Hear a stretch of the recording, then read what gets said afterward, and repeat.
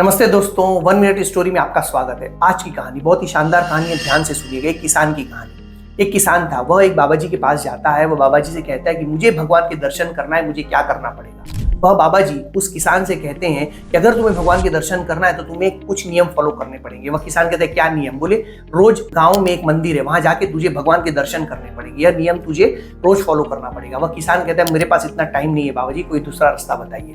वह बाबा जी कहते हैं कि ठीक है, तू अंदर जाके भगवान के दर्शन नहीं कर सकता, वहां से गुजरता है तो बाहर से ही कम से कम भगवान के दर्शन कर लिया कर। वह किसान ने कहा कि यह भी नहीं हो सकता क्योंकि मेरे खेत का रास्ता दूसरी तरफ से जाता है और मंदिर दूसरी तरफ में है, मेरे पास इतना टाइम नहीं है, कोई और रास्ता बताइए। तो अब बाबा जी कहते हैं कि ठीक है, अब तू ही कोई रास्ता बता दे कि तू क्या नियम फॉलो करेगा।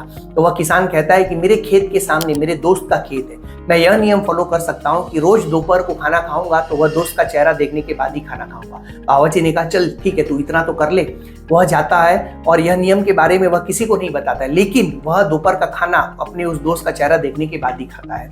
एक दिन उसे बहुत जोर की भूख लगती है और उसका जो दोस्त था वह खेत में नहीं रहता है। उसने पता किया तो वह दोस्त एक तालाब में मिट्टी खोद रहा था। तो वह दौड़ते दौड़ते वहां जाता है और उस दोस्त के पास जाकर कहता है कि मेरा काम हो गया। उसी समय उस दोस्त को मिट्टी खोदते खोदते एक थैली मिलती है। वह थैली में देखता है तो उसमें सोने के सिक्के थे। वह दोस्त देखता है कि कोई मुझे देख ना ले, लेकिन उससे वह दोस्त ने देख लिया था और उसे चिंता हो गई कि अगर इस दोस्त ने पूरे गांव में यह बात बता दी, पूरे गांव लोगों के सामने यह सिक्के बांटने पड़ेंगे। तो वह अपने उस दोस्त को प्रलोभन देता है कि यह सिक्के हम आधे आधे बांट लेते हैं, तू गांव में यह बात मत बताना।